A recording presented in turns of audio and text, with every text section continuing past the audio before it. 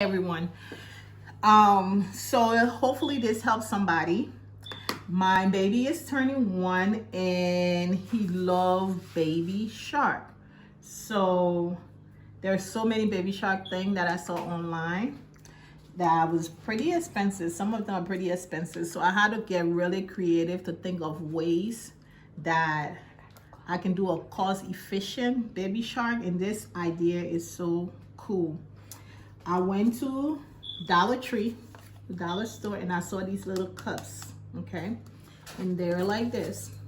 They come with the color thingy. That's my daughter. They come with the little coloring sheet inside of it. The coloring sheet inside of it. I'm trying to take it out. See?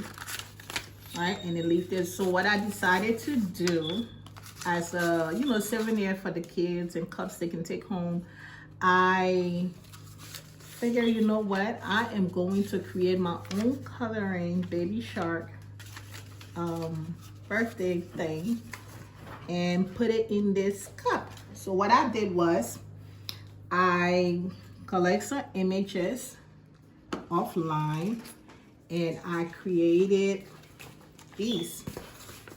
This is the landscape version of it, and of course this is the portrait mode. So just to see which one will work better for him, and I think I like this one better because it's longer and it reached to the rim of the cup. So what I did was made a copy of the image, printed it out, because as you see here, or even on here, and of course just cut it in the middle, and this is the outcome of it. I'll show you guys. How do you print it?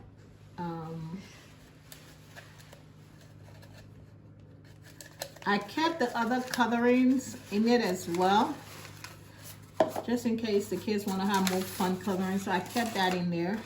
But I cut it up from here, as you can see. I cut it and roll it up. I mean, you can do a better cutting job than I did, but it's very easy to do.